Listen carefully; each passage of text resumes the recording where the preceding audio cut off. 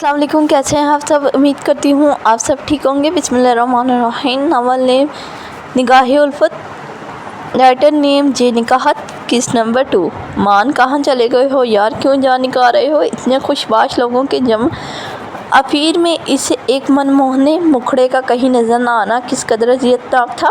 5 से 7 मिनट के अंदर पागलों की तरह ग्राउंड फ्लोर तक दौड़ लगाकर वो वापस सेकंड फ्लोर पहुँचते।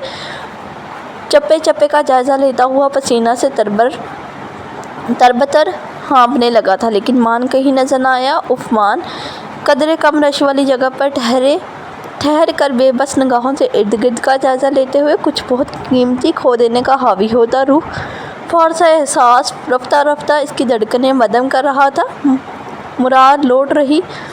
नामुराद लौट रही मतलाशी निगाहें रगों पे सर्दपन उतार रही थी। असाब तेज़ी से शल हो रहे थे। यही अबतर हालत वजह थी जो अनाउंसमेंट रूम में राब्ता करने का ख्याल जहन से गुजरा ही नहीं। कबल इसके कि वो तवाना मर्द ज़ब्त खोता समाज से वो हयात बख्श आवाज़ टकराई। मापा पुश से उभरी ये पुकार नहीं, अशर हसन के सर्द पड़ते लहू में ज़िंदगी की हरारत थी। मान वो तड़प कर पलटा था और एक ही जुस्म पे 5 कदम के फासले पर आइसक्रीम थामे मुस्कुरा रहे मान को खुद में भींच गया। इस शिद्दत से भींच जाने पे मान तो हरासा हुआ ही, आइसक्रीम भी लरस कर नीचे गिरी। मापा मान की आइसक्रीम। आशिर की मजबूत गिरफ्त में मान बामुश्किल में मनाया, पूरी फैक्ट्री खरीदूंगा। पहले ये बताओ कहाँ चले गए थे तुम, जान निकाल दी तुमने मापा की। अंदाज़ा है तुम्हें ज़रा। अगले ही साने इसकी हरकत याद आने पर खुद से जुदा करता आशिर बुरी तरह बरस पड़ा था, जिस पर मान सहम कर नज़रें झुका गया।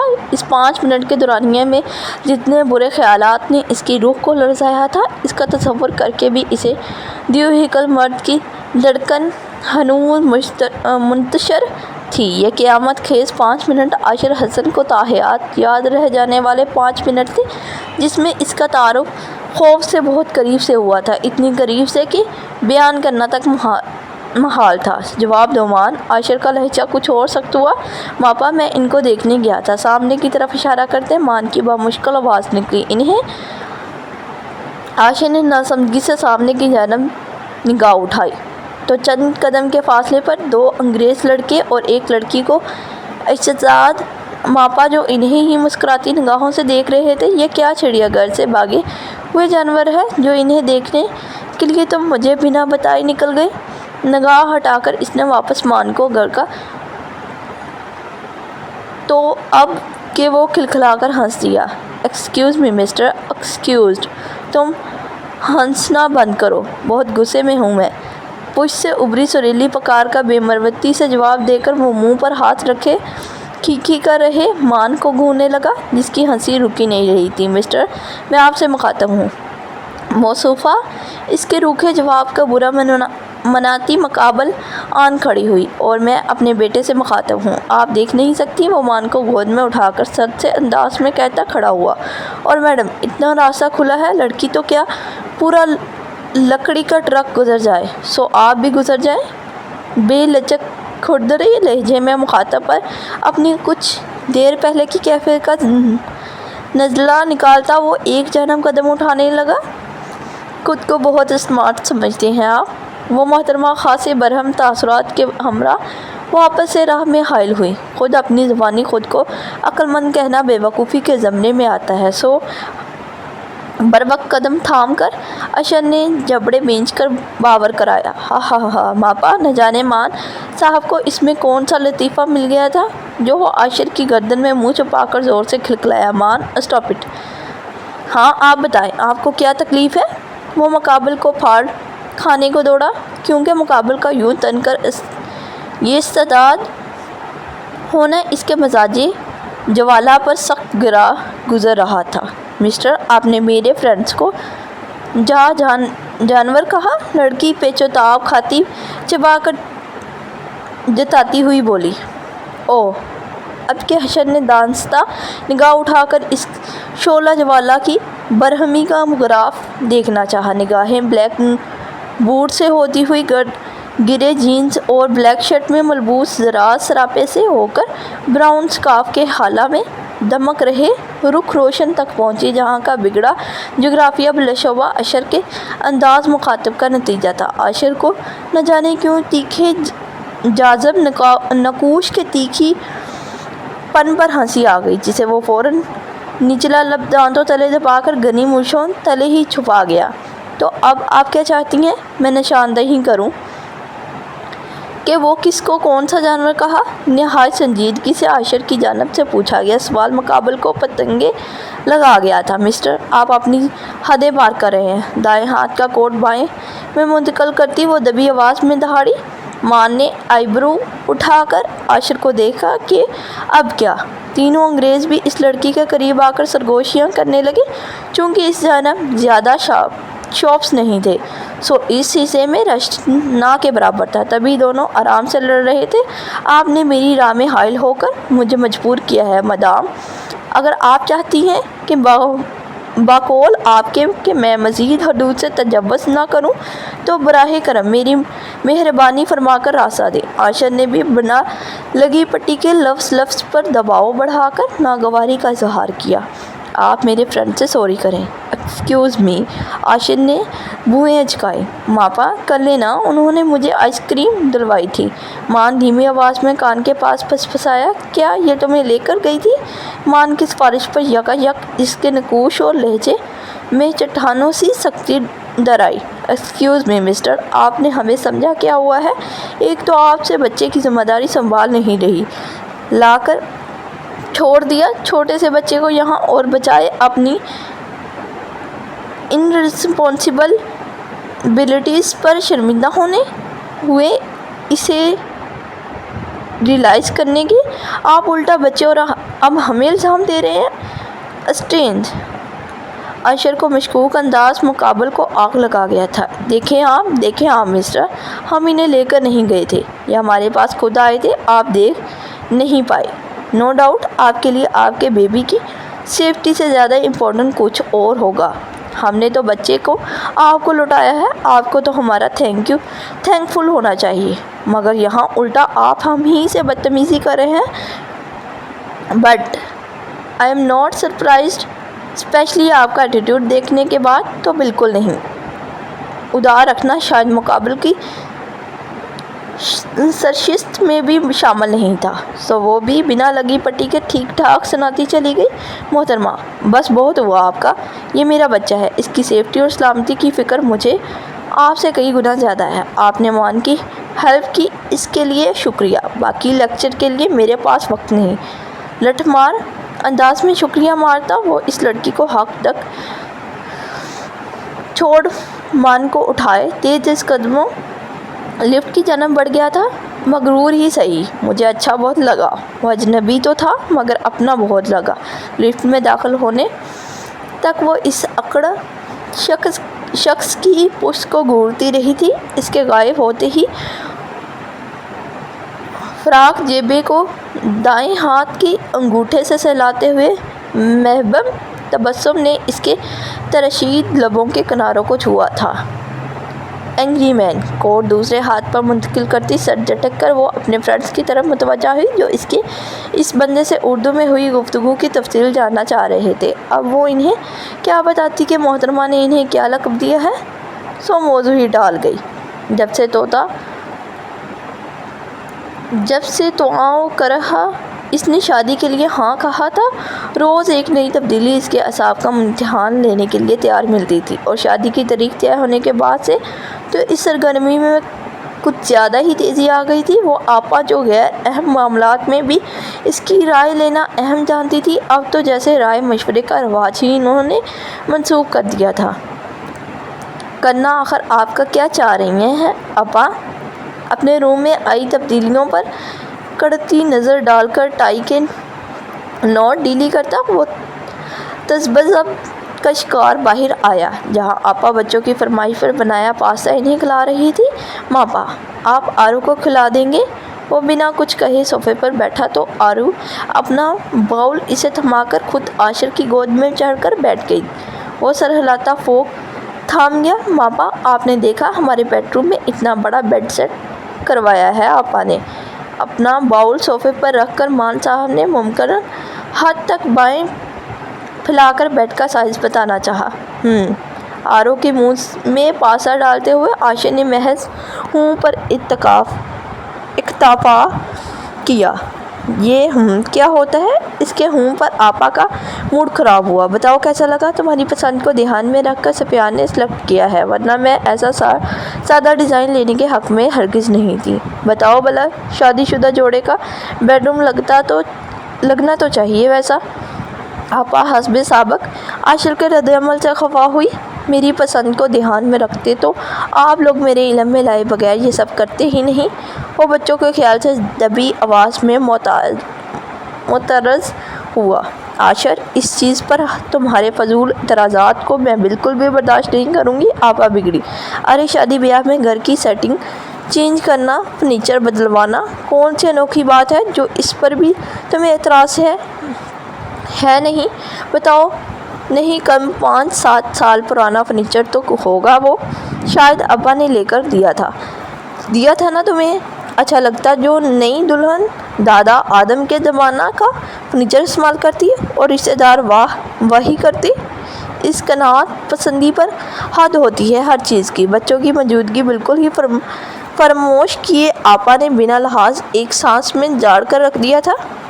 خدا کو مانے آپا، ابا والا سنگل بیڈ تھا، پچھلے سال ہی نکلوا کر نیا ڈلوایا ہے۔ بچے بڑے ہو رہے ہیں اس وجہ سے، اور آپ ہیں کہ بچوں کے ٹکر دیکھنے پر عاشر جذبز ہوا۔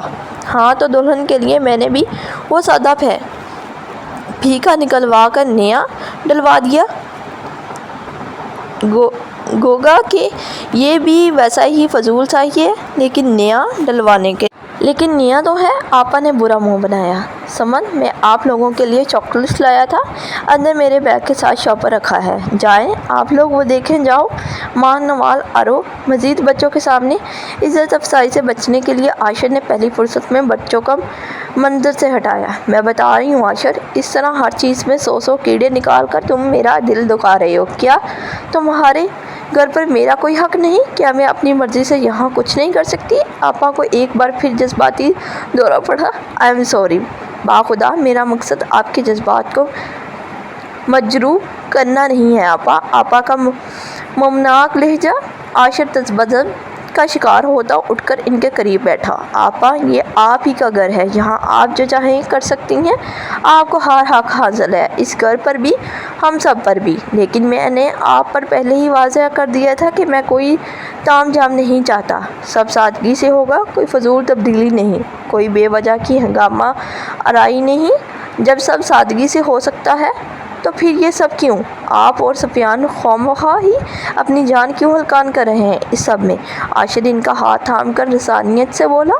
کیونکہ آپا کے مقابل مشتعل ہونے کا مطلب اپنی شامت کو ہی دعوت دینا تھا۔ عاشر، تمہارے لیے یہ سب فضول اور غیر ضروری ہے، کیونکہ تم یہ شادی محض میری ضد پر سمجھ کر جبراً کر رہے ہو، لیکن میرے لیے اس شادی سے جڑی چھوٹی سے چھوٹی چیز بہت اہمیت رکھتی ہے۔ میرے 100 ارمان ہیں تمہاری شادی کو لے کر۔ عاشر، آپا پلیز۔ بھائی کی محبت سے مغلوب ہو کر جھلک پڑی آنکھوں سے انہوں نے دیکھا تو عاشر بے بسی سے بس اتنا ہی کہہ سکا، تم نہیں سمجھ رہے۔ یوں تو میرے سسرال میں بھی کئی شادیاں ہوئی ہیں، بڑی بہو کی حیثیت سے میرا اپنا مقام رہا ہے، لیکن میکے کی خوشی کا کوئی متبادل نہیں ہوتا۔ تم نہیں جانتے کتنے ارمان تھے میرے تم دونوں کی شادی کو لے کر، جنہیں اب ایک طویل عرصے کے بعد نکالنے کا موقع ملا ہے۔ اب کی باری میں تو قسمت نے دغا دے دیا، اور اب تمہاری باری میں بھی تم مسلسل شاکی ہو۔ آپا ابدید ہو کر اس کے بازو سے پیشانی ٹکا گئی تو بچھڑنے والے کی جدائی کا احساس یوں غالب آیا کہ بہت کچھ کہنے کے لیے لبوں تک آئے الفاظ اثر کھو بیٹھے۔ آپ کو جو کرنا ہے کریں آپا، بس خیال رکھیں کہ کسی سے حد سے زیادہ امیدیں وابستہ کرنے کا انجام مایوسی ہوتی ہے۔ آنے والی کے کچے رنگ اتر گئے تو ٹھیس آپ ہی کو پہنچے گی، جو میں برداشت نہیں کر سکتا۔ توقف سے انہیں خود سے الگ کر کے پانی کا گلاس تھماتا وہ وہاں سے نکل گیا۔ رات میں وہ آپا کی باتوں کو یاد کرتا مزمل سا حسب معمول بیڈ پر بیٹھا گود میں بیٹھی آرو کے بالوں میں تیل لگا رہا تھا جو حسب عادت پٹر پٹر دن بھر کی روادات سنا رہی تھی، جبکہ مان صاحب نے ڈریسنگ ٹیبل کے مقابل کھڑے اپنے بالوں کو کوئی خوبصورت سٹائل دینے کی کوشش میں ہلکان تھے۔ لیکن پھر میں یوں شیپ ہیئر سٹائل کروں گا، ان مال والے فورنر انکل جیسے۔ یہ بال اچھے نہیں ہیں، یہ ٹھیک نہیں ہوتے۔ اپنے بالوں میں انگلیاں پھنسا کر مان نے برا منہ بنایا۔ فورنر انکل جیسے؟ شہزادے کی انوکھے حوالے پر آرو کے بال سلجھتے ہوئے عاشر نے آئی برو اٹھا کر شہزادے کو دیکھا، جس کی روئی جیسے گال پھولے ہوئے تھے۔ گال پر وہ اپنے بالوں سے خفگی جتا رہا تھا۔ بیٹے، میں اس دوسرے فورنر انکل کی طرح آپ کے بال ہی نہ غائب کر دوں۔ یو شیپ ہیئر سٹائل کرنی ہے شہزادے کو۔ آ کر لیٹے اپنی جگہ۔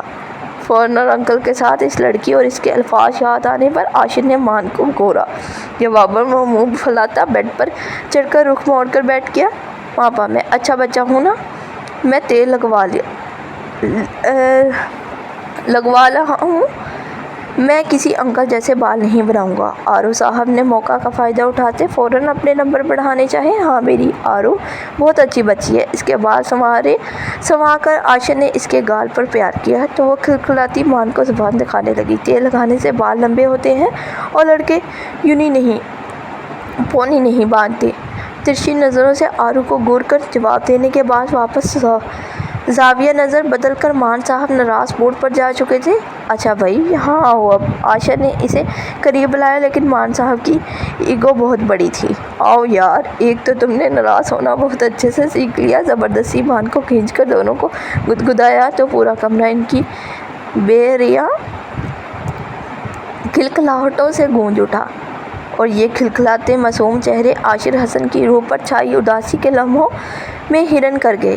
وہ انہیں اپنے بازوؤں میں سمیٹتا خود بھی طمانینت سے مسکرا دیا۔ ماشاءاللہ، یہاں تو موتیاں برس رہی ہیں۔ مجھے تو لگا تھا کوئی تیر تلوار لے کر میری راہ میں حملہ بولنے کے لیے تیار ہوگا۔ گھر نزدیک ہونے کی وجہ سے سفیان صاحب کسی بھی وقت یوں ہی ٹپک پڑتے تھے، سو یہ حیرت انگیز نہیں تھا۔ سفیان ماموں، بچے ہمیشہ کی طرح سفیان کو دیکھتے ہی اس کی طرف لپکے۔ عاشر ناراضگی کے اظہار کے لیے خواہ مخواہ ہی تکیہ وغیرہ درست کرتا اسے نظر انداز کرنے لگا۔ یہ ادائیں بے نیازی تجھے بے وفا مبارک، مگر ایسی بے رخی کیا کہ سلام تک نہ پہنچے۔ آہ بھر کر حسب حال شعر پڑھتے ہوئے سفیان نے زبردستی عاشر کے ہاتھ سے تکیہ کھینچ کر کونی کے نیچے دبایا۔ تجھ بے آرام روح کو اپنے گھر سکون نہیں؟ جواباً عاشر نے سخت نظروں سے اسے گھورا۔ نہیں، جب تک تجھ بے مروت شخص کا گھر بسا نہ دوں، مجھے اپنے گھر تو کیا روئے زمین پر کہیں سکون نہیں۔ اب اس سے تجھے تکلیف ہے تو کوئی بڑی بات نہیں۔ تجھے آج کل ہر دوسری چیز سے تکلیف ہے۔ سڑا ہوا دولہا نہ ہو تو؟ جواباً سفیان نے بھی آنکھ دبا کر بھرپور ڈٹھائی کا ثبوت دیا تھا۔ ہی سڑا ہوا دولہا! پر دونوں بچے منہ پر ہاتھ رکھ کر کھلکھلائے۔ تم لوگوں کا بڑا لطیفہ سمجھ آ رہا ہے، چپ چاپ سے آ کر جگہ پر سو جاؤ۔ سفیان کو نظر انداز کر کے اس نے دونوں بچوں کو مصنوعی خوبی سے گھورا تو دونوں فوراً حکم بجا لائے، مزید 2 دن تو یہ کام کر لے، پھر تیری مستقل چھٹی۔ بھابھی بچوں سمیت ان کے ابا کی ذمہ داری بھی احسن طریقے سے سنبھال لیں گی۔ اسے بچوں پر بلینکٹ برابر کر کے دونوں جانب تکیہ سیٹ کرتا دیکھ سفیان بظاہر شوخی سے بولا، لیکن نگاہوں میں عاشر کے لیے عقیدت تھی۔ جس طرح عاشر مان اور آرو کو ہر کام اپنے ہاتھوں سے بنا جھنجھلائے، بنا بیزاریت کا اظہار کیے کرتا تھا، سفیان کو اس سے عقیدت محسوس ہوتی تھی۔ وہ خود اس قدر خوش مزاج ہو کر مومن کے 1 سے 2 بار رونے پر اکثر جل جاتا تھا، لیکن عاشر کے ماتھے پر ان کاموں کو کرتے ہوئے کبھی بل نہیں پڑتے تھے۔ آرو اور مان میری زندگی ہے، ان سے جڑی چھوٹی چھوٹی چیزیں مجھے خوشی دیتی ہیں، سکون ملتا ہے، اور کوئی بھی انسان اپنے سکون سے چھٹی یا چھٹکارا نہیں جاتا۔ دونوں کے بیچ میں لیٹ کر دونوں کی پیشانی کا باری باری بوسہ لیتا عاشر سنجیدگی سے بولا۔ دونوں بچے بھی اس کے لیٹتے ہی اس سے لپٹ گئے تھے، اور وہ ان کے بالوں میں انگلیاں چلانے لگا تھا۔ میں نے کب انحراف کیا ہے بھائی؟ सफियान भी एक तकिया लेकर मान के पहलू में दराज हुआ, जिस पर आशिर ने इसे घूरा था, लेकिन वो नज़रअंदाज कर गया। यकीन कर, अपने फजूल मफरूज़ों से कता नज़र होकर अगर तू आने वाली हस्ती को जज किए बगैर खुले दिलो नीयत से कबूल करेगा तो फिर ज़िंदगी में हर सू सुकून ही सुकून होगा। कुछ तौक़ुफ़ से सफियान नसाफ़ाना अंदाज में बोला, हाँ, सारे मैट्रिमोनियल साइड पर वाले यही कहते हैं। आशिर ने हंकार भरकर इसे चढ़ाया। तेरी जवाब। सफिया ने इसे घूंसा मारना चाहा, लेकिन बच्चों की तफील बचत हो गई जो नींद की वादी में उतर चुके थे। बाहर चल, इनकी नींद डिस्टर्ब होगी। तेरी सुरीली आवाज़ से दोनों का सर एहतियात से तकिए पर रखकर वो बेड से उतरता हुआ बोला। बच्चों की ये अच्छी आदत थी कि वो आशिर का करीब पाकर मिनटों में सो जाते थे। आशिर लाइट ऑफ करके बाहर निकल गया तो सफियान भी बुरे मुंह बनाता इसके तकलीफ में बाहर आया, जिसका रुख किचन की जानब था। वैसे मान बता रहा था कि कल किसी हसीन चेहरे से खूबसूरत तसादम हुआ था तुम्हारा माल में।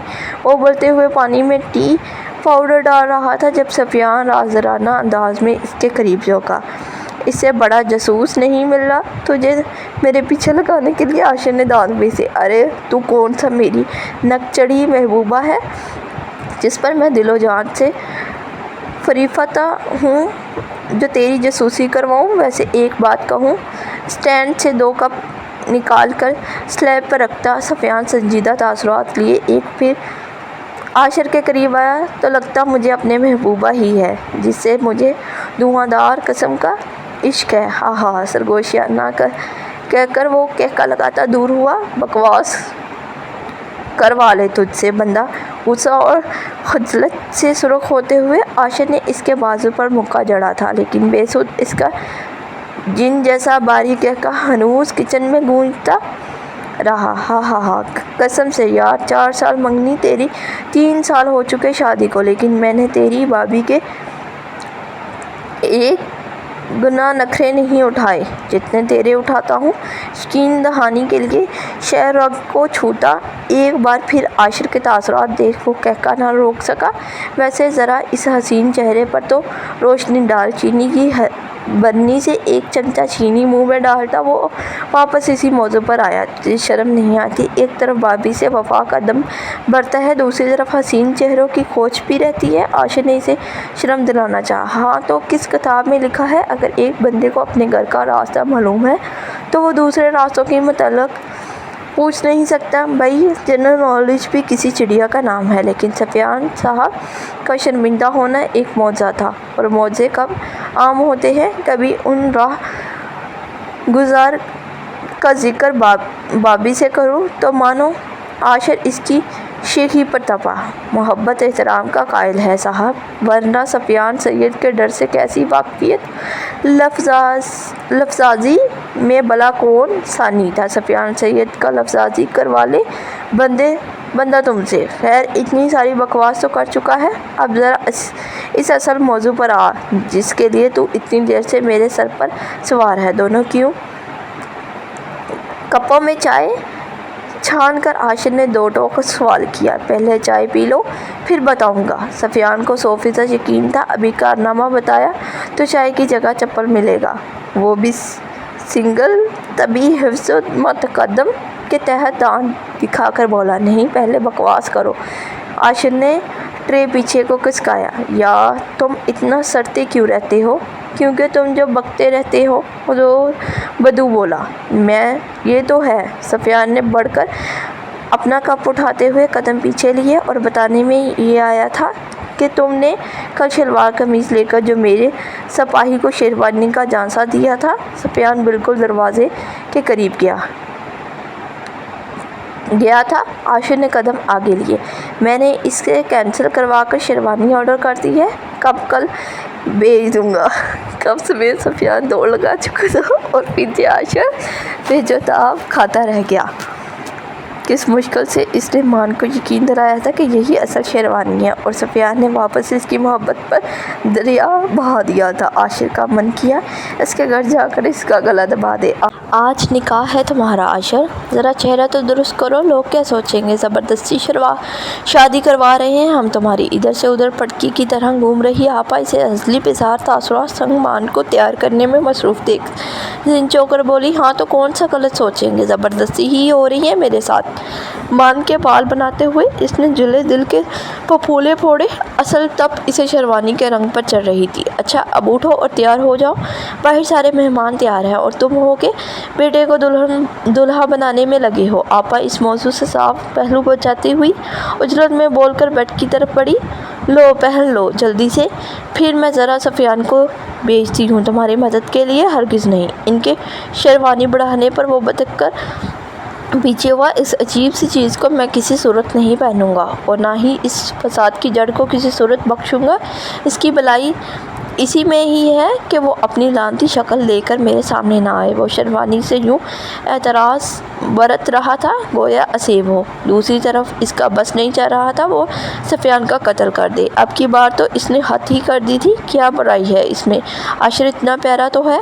प्यारा खुदा को माने आपा, इसकी सबसे बड़ी बुराई इसका ये रंग है। दुल्हन तक आजकल इस रंग को नहीं पहनती। और इस सफियान के बच्चे ने एक उछड़ी नज़र शेरवानी पर डालता वो जलबला कर मुट्ठियाँ भींच गया। अब क्या कबाहत है इस रंग में, इतना प्यारा रंग है। देखो मान कितना प्यारा लग रहा है।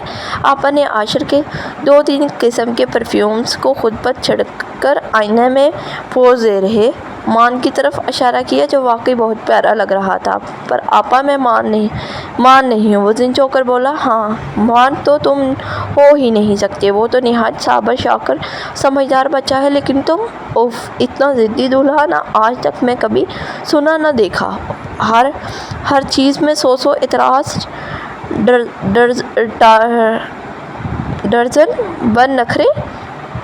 डजन भर नखरे, दुल्हा ना हुआ अफलातून हो गया। आपा तब गई।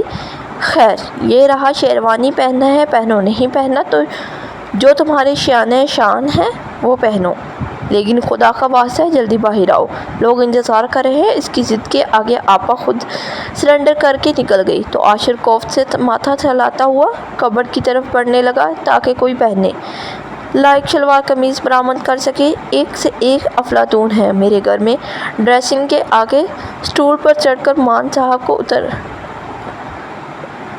अतरंगे पोज देते हुए खुद ही नाल होता देख वो तासुब से दाएं बाएं सर हिलाता इस तरफ कदम उठाने लगा। साहबजादे आज के लिए इतनी मॉडलिंग काफ़ी है। आशिर ने इससे कमर से थाम कर ऊपर उठाया। मापा मैं दुल्हा हूँ। मान यूँ खलल डालने पर मचल कर बोला, उफ दुल्हा हो तो इतना परफ्यूम लगाओगे यार। इसे प्यार करने के लिए करीब किया तो तेज़ महक से लम्हे के लिए सांस थम सी गई। और तुम दुल्हा हो तो इतने नखरे दिखाओगे यार। सफियान ने डोर फ्रेम से इसके अंदाज में सवाल दागा। तुम अपनी शक्ल गुम करो वरना मैं नक्शा बिगाड़ कर रख दूंगा इसका। मान को नीचे उतार कर वो दबे मगर गज़बनाक अंदाज में गिराया। सफियान मामू मान की शियानी कैसी है। दोनों हाथ कमर पर एक अदा से टिकाकर गर्दन अकड़ाते हुए मान साहब तारीफ़ी कलमात के मुंतज़िर थे। बहुत प्यारे लग रहे हो यार, हमेशा की तरह। सफियान ने इसे प्यार से करीब आने का इशारा किया। उफ़ो सफियान मामू मैं बॉय हूँ और बॉयज़ प्यारे नहीं हैंडसम होते हैं। ज़ोर से माथे पर हाथ मारकर गोया मान ने सफियान की नाक़िस मालूमात पर मातम किया था। हाँ हाँ हाँ अच्छा जी, और आपको ये किसने बताया। ड्रामा कंपनी की अदाकारी पर सफियान का कहका उबल गया जो आशिर को दिल जला गया था। दुल्हन मामा ने ओमान को तो बस हैंडसम बॉय कहती हैं। गर्दन को नामहसूस अंदाज में उठाकर मान साहब ने फखरिया इतला दिया तो एक बार फिर सफियान के बारी से कहकर दरो दीवार में इर्तगिश पैदा हुआ। साथ आशिर के गुस्से का ग्राफ ऊपर हुआ। वो महज पहलू बदलकर मान की जानब से फैलाई गई चीज़ों की कैप वगैरह लगाकर तरतीब से रखने लगा। मान आपकी ममानी आपको बुला रही हैं, ज़रा जाएं। मोहम्मद भी आपको याद कर रहे हैं। आशिर से कोई बाइद नहीं था कि کہ وہ بچوں کے سامنے ہی کارنامہ کا انعام دینا شروع ہو جاتا، سو اس نے فوراً سے پشتر مان کو منظر سے غائب کیا۔ موسم کافی خراب ہے، گرج چمک پر اکتفا نہیں کریں گے صاحب بہادر، ایک آدھ بجلی بھی گرے گی۔ ہنوز حفظ مادہ قدم کے تحت دروازے میں اشتداد سفیان گردن سلاتے ہوئے طے نہیں کر پا رہا تھا، آیا شیر کے کچھڑ میں قدم رکھے یا یہیں سے جان بچا کر بھاگ لے۔ اپنی جگرے کی شادی میں سوجی ہوئی شکل کے ساتھ اچھے تو نہیں لگو گے میاں، اندر سے ہمدردانہ آواز آئی۔ ایک قدم خود بخود دروازے سے دور ہوا، جب دولہے کا ہی سر جاٹ منہ پہاڑ ہوگا۔ تم نے شہزادہ سلیم بن کر کون سا گدو میں تیر مار لینا ہے؟ توقف سے دل نے غیرت دلائی تو مرتا کیا نہ کرتا کہ مصداق قدم دہلیز عبور کر گئے، تاہم انداز بے حد محتاط تھا، جیسے ابھی عاشر میان سے تلوار نکالے گا اور سفیان الٹے قدم دوڑ لگا دے گا۔ ڈرامہ کمپنی اس کی ایک ایک حرکت کو نوٹ کر رہا۔ عاشر ایک سلگتی نظر اس کی چال پر ڈال کر انتقامی جذبہ لیے وارڈروب کی طرف بڑھا اور درہم کی آواز سے ایک ہی ساتھ دونوں دروازے کھول ڈالے تو سفیان اچھل کر دل تھام گیا۔ اقرار میں کہاں ہے انکاری؟ انکار کسی صورت ہوتا ہے، شوق غالب اس کی نہیں پر اسے جارحانہ انداز میں بس ادھر سے ادھر ہینگرز سے سر کی آواز پیدا کرتا دیکھ سفیان کی حس مزاح بھڑکی۔ تیری عافیت اسی میں ہے کہ تو اپنا منہ بند رکھ۔ بنا دیکھے ایک ہینگر نکال کر اس نے زور سے پیچھے پھینکا۔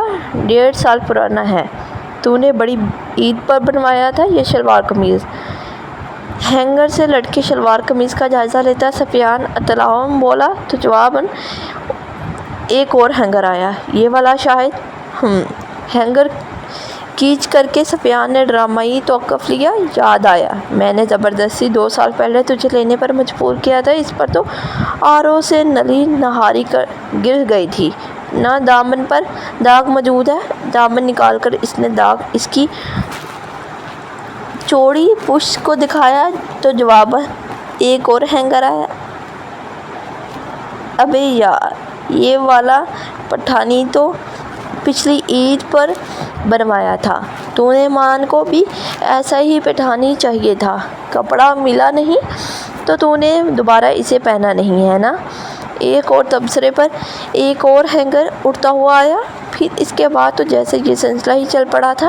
عاشر غصے میں ہینگر پھینک رہا تھا اور سفیان ہسٹری بتا رہا تھا نا، عاشر کے ہاتھ رک رہے تھے نا، سفیان کا منہ۔ ارے واہ، یہ بھیجی نا تو نے کام کی چیز، یہ والا پہن لے بھائی۔ بائی گاڈ، آج کیا ڈھائے گا؟ ہینگرز کا سلسلہ ختم ہوا تو اب کی اڑتا ہوا طے شدہ کپڑا آیا تھا۔ مجھے اچھے سے یاد ہے، یہ وہی شلوار قمیض ہے نا جو تو نے 4 سال پہلے مان کے کیکا پر بنوایا تھا اور فیڈر کے لیے دودھ بنانے کے دوران اناڑی پن کی وجہ سے آستینیں جلا بیٹھا تھا۔ دیکھ اس کی آستین۔ سفیان نے جلا ہوا حصہ نکال کر آگے کیا تو اب کے سرخ کے اس پار سے عاشر کا آگ بگلا چہرہ پورا کا پورا نظر آیا۔ قسم سے سفیان سید، اس وقت دل تو میرا اس پر قہر ڈھانے کو کر رہا ہے۔ آخر کیا سوچ کر تو نے اس رنگ کی شیروانی بنوائی میرے لیے؟ عاشر نے بڑے ضبط سے استفسار کیا تھا۔ یار، جواباً سفیان نے کس کر فاصلہ بنایا، تو ہم وقت لال پیلا ہوتا رہتا ہے تو نے سوچا کہ تیری روکھی بے رنگ زندگی میں جب بہار آ رہی ہے تو شروعات بھی ہرے بھرے سے کیا جائے، اس لیے میں نے ہرے رنگ کی شیروانی آرڈر کر دی۔ نہایت بھوپل بھولے پن سے لجک سن کر آخر میں سفیان کا آنکھیں پٹپٹانا عاشر دنگ رہ گیا۔ تو تیری उफ, दिल तो कर रहा है तुझे मार मार कर हरा नीला कर दूं।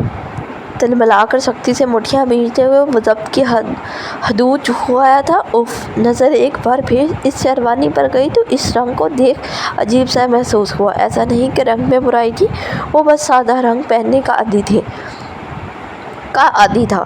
दूल्हे मियाँ हो गए तैयार, आप या हम बारात लेकर निकले। आप इत्मीनान से घर वगैरह समेट लें। इस दौरान अगर फुर्सत मिल जाए तो वापसी पर हमें पिक कर लीजिएगा। तभी बाहर से आपा की झंझलाई आवाज़ आई, जिस पर सफियान तो मुस्कुराहट दबा गया। आशर ने बेबस निगाहों से शेरवानी को देखने लगा। देख, जो होना था सो हो गया, लेकिन अभी की कड़वी हकीकत यह है कि तेरे पास इस शेरवानी का कोई मकबूल मतबादल नहीं है। गो ये सब भी अच्छे हैं, लेकिन इनमें से कुछ पहनकर कमरे से बाहर कदम रखा तो आपा बिना लिहाज तेरी अच्छी कर देंगी। सफिया ने बड़े आराम से मसलहत का तकाजा इसके मुकाबले रखा। सब तेरी मेहरबानी है। आपा से वाकई कोई बैद नहीं था। मजबूरन शेरवानी उठाकर वॉशरूम की तरफ बढ़ गया। वाह, गजब तो डहा रहा है यार, खामखा ही मेरी जान का दुश्मन बना हुआ था। शेरवानी में मलबूस आशिर वॉशरूम से बिगड़े नकूश संग बरामद हुआ तो सफियान अपनी जगह से उछल कर खड़ा हुआ। वो इसे नज़रअंदाज करता ड्रेसिंग के मुकाबले आया। शेरवानी वाकई इसके दराज कदों कामत पर जच रही थी। गंदमी रंगत जज़ब मर्दाना नकूश बारी डेल डोल, वो हकीकतन गजब ढहा रहा था। अब क्या खुद को ही नज़र लगाएगा आईने में सफियान का अक्स उभरा। छोड़ दे, ये काम भाभी के करने के हैं। शाने से शाना मारता सफियान अपनी जून में आ चुका था। आशिर बजाय कुछ कहने के इसे घूरता हुआ परफ्यूम उठाने लगा। अरे, आज के दिन ये सब मैं करूँगा।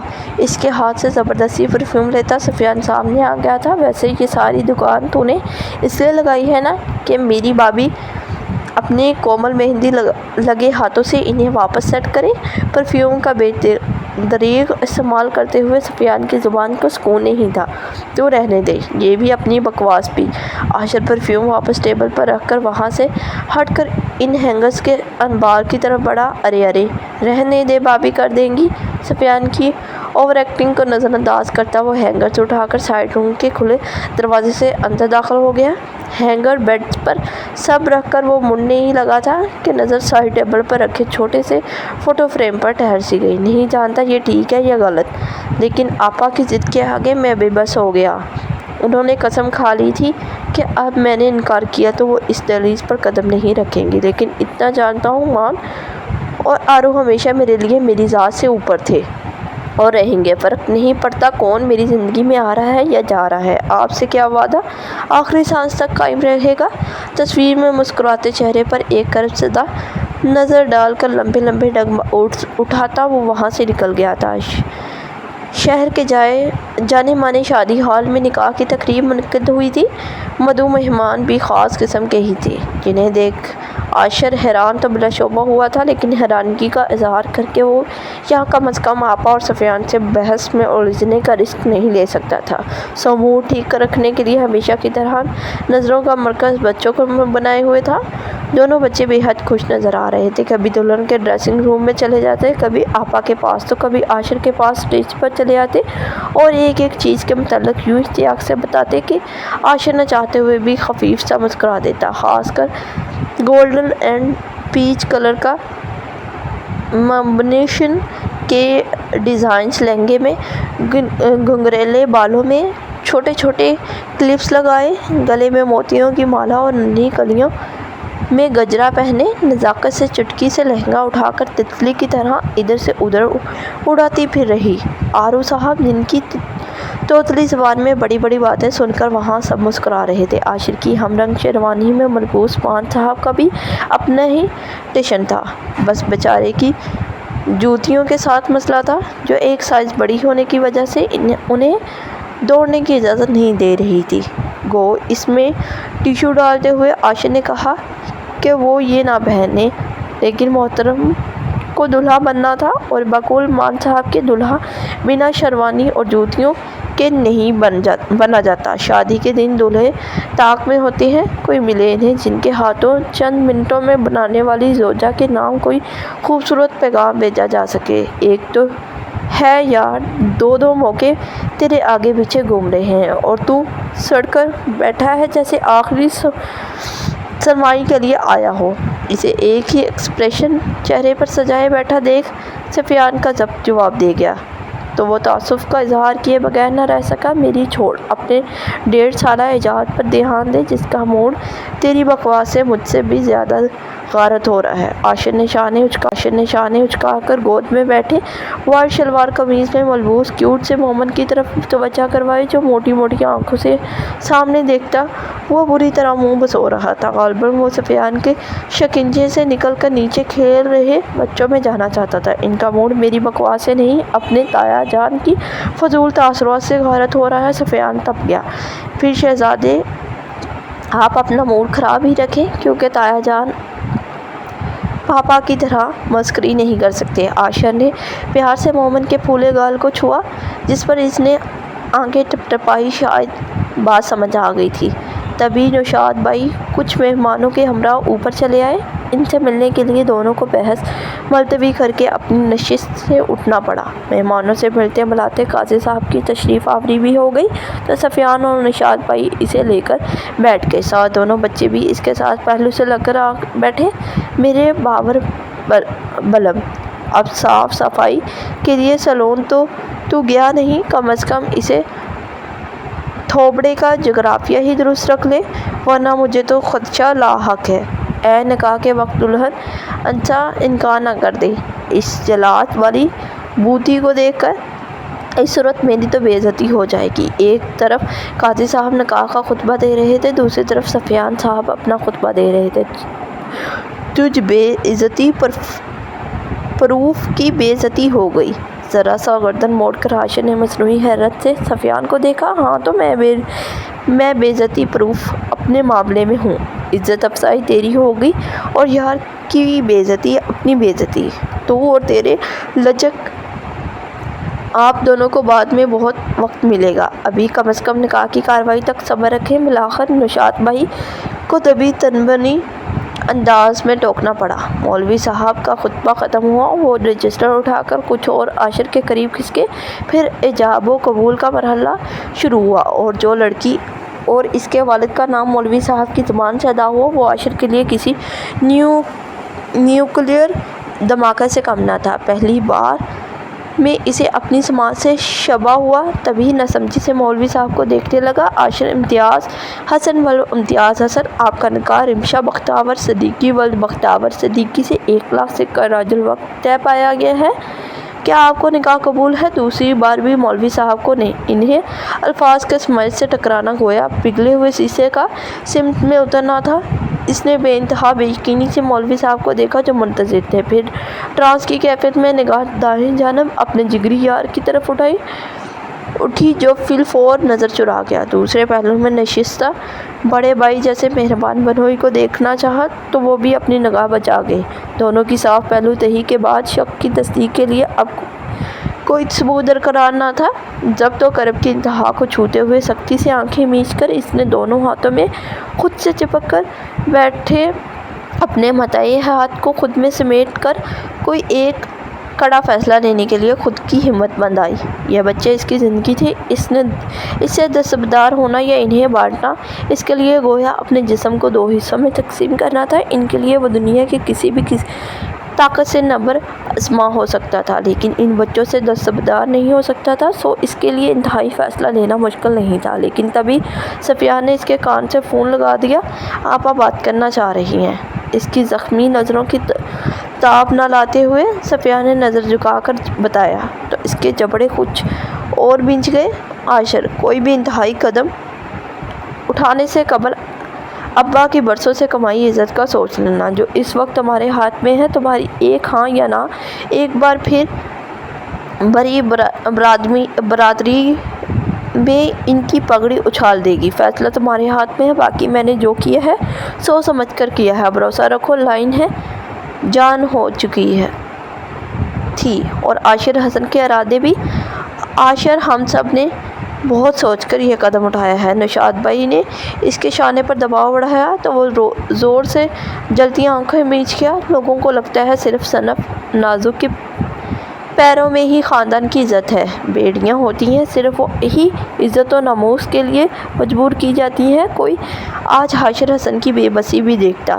ذمہ داری جنس دیکھ کر عائد نہیں ہوتی۔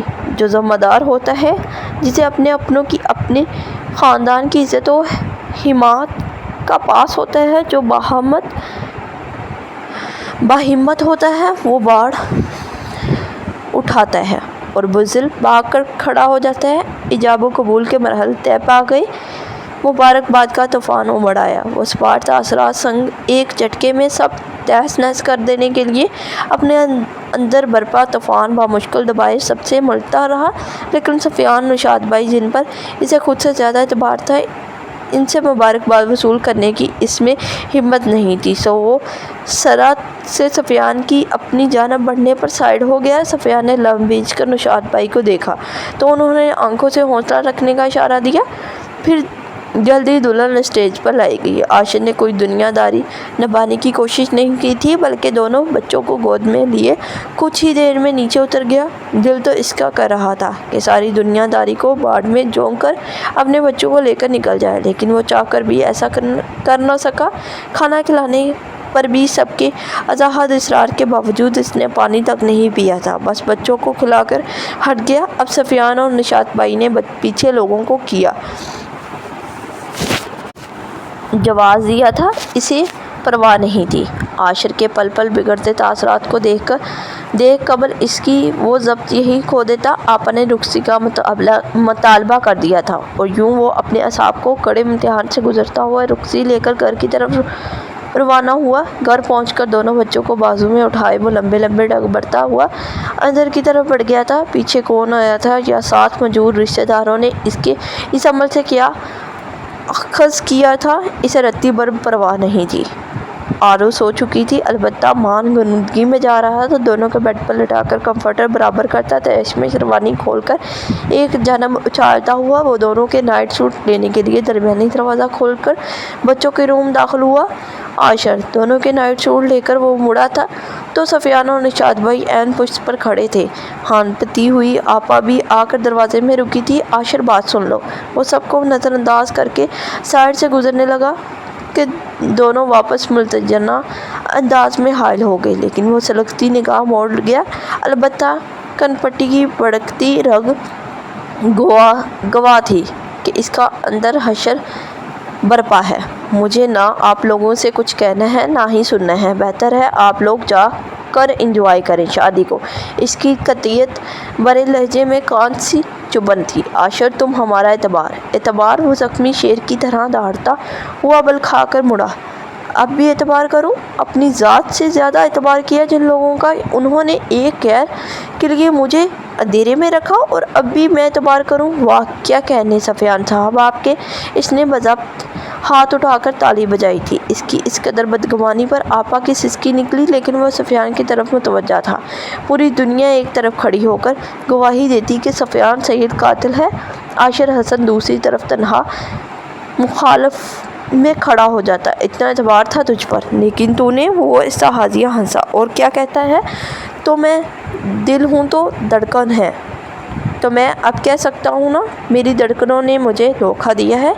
اس کی ضبط سے لہو جھلکتی آنکھوں میں بلکی کار تھی۔ ایسے نہیں کہ یار، میں تو تجھے یہ یاد ہے میں نے کون سے کپڑے کب کس موقع پر خریدا، کب پہنا، اس سے کون سا واقعہ جوڑا ہے؟ پھر حیرت ہے مجھے تو ہائی کورٹ جج محترم القام بختیور صدیقی کے ہمارے لیے، ہمارے خاندان کے لیے، ان بچوں کے لیے استعمال کیے گئے عمدہ الفاظ کیسے بھول گیا؟